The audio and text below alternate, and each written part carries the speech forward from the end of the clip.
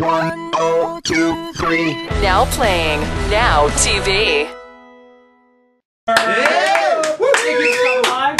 And there's a couple of very cool things that you guys did, and this is how you can tell you're true rock stars. First of all, you come to an interview with beer, which is fantastic. Thank you very much for that. No problem, no problem. And it's not on me thanking you. I mean, I look at a guy like Adam McHale, who you gave the first beer to, with a six-pack, by the way. But here's the deal. It's a six-pack, but it's the price of a normal 12-pack, because it's still.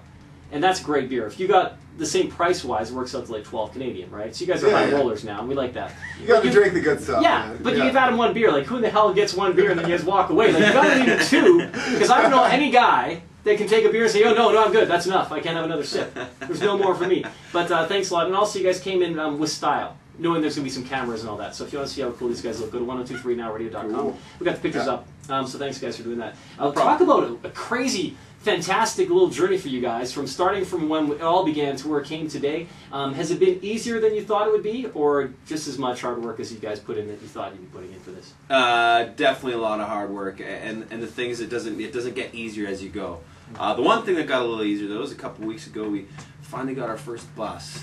Wow. So we're pretty stoked about that. So when you say bus, is that an extended van? Because I know a lot of bands. Everything's called a bus, but is it a bus? It's an old school bus. Cool. No, it's the real deal. We did the old school bus actually. The second time we went on tour with Headley, we used like a 1972 Bluebird school bus converted into a tour bus, and it was one of the most terrible experiences ever. You wake up smelling like diesel, coughing every morning. But isn't it fun when you're on a tour like that? You think, when we get our own bus, we're gonna be better on stage. Our songs gonna be better because we're gonna be more in this. Like the transportation means a lot, right? Oh, it's huge, huge. We just did 7 shows in a row, like no problem. And like usually bands don't do that, right? You'll do 4 in a row or 5 in a row. What's the one thing? The one thing you wanted on the bus that you guys went and made sure this thing had, or that you're gonna put on this bus that you need?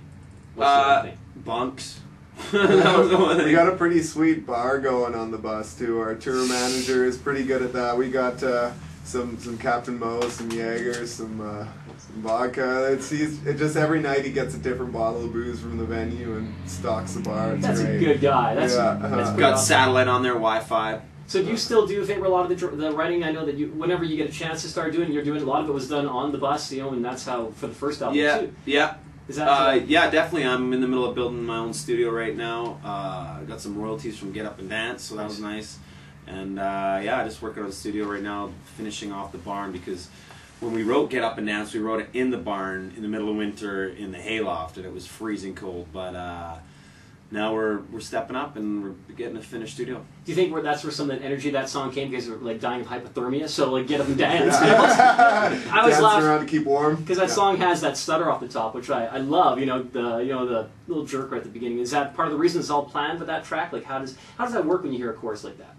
That song, the chorus was actually written. I was just driving my car, and usually I write songs with the guitar on my lap, and I drive with my knees, and I'll drive around. Very safe. That's safer than texting and driving, though, isn't it? So safe. It's not against the law anymore. No. Texting maybe, but not playing the guitar. No, when you're a rock star, whatever. Yeah. So sorry if you ever No, it's all good. No, it's all good. And that song though, I just started singing it. It was in the car, and I didn't have my guitar with me, so I thought, I'll just go without the guitar. That chorus came to me, and then about 3 months later, we hacked away at it, put it in the wash machine, put it in the fire, cooked it up, took it out, and we got Get Up and Dance. I love the energy in that song. I mean, is this where the band's at now as far as the energy is concerned, that level? Yeah, there's tons of energy. There's still some ballads on the record too, like our new single, You and I Tonight. We just did the video for that in Vancouver, and that one's like a slow ballad for all the cougars out there. Actually, well, no, we've been playing on now for a couple of weeks, and we can't call them cougars anymore. They're choked. Like, you gotta call them pumas or something. Pumas, you call them girl cougar now. Like, like that word has been done, and now they have that negative connotation. right. It's very, yeah, so we gotta... Politically incorrect. Exactly. That's as bad as driving and playing guitar at the same time and writing songs. So what, have you guys thought about that? This CD, did you want more balance, where you want to make sure the pumas would be happy as well as the younger audience? Like, do you think about that at all anymore? Yeah, the big thing for us is we wanted to break new ground, but still stay true to our original sound. So we wanted to keep our old fans, we didn't want to alienate them. Get Up and Dance sounds quite a bit different than the rest of the record, I think, but that was, that was one of those things. It was weird too, because that song was originally just going to be a side project.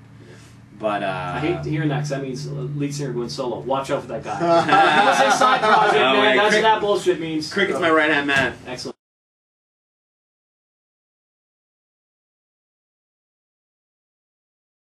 1, 2, 3. Thanks for watching Now TV.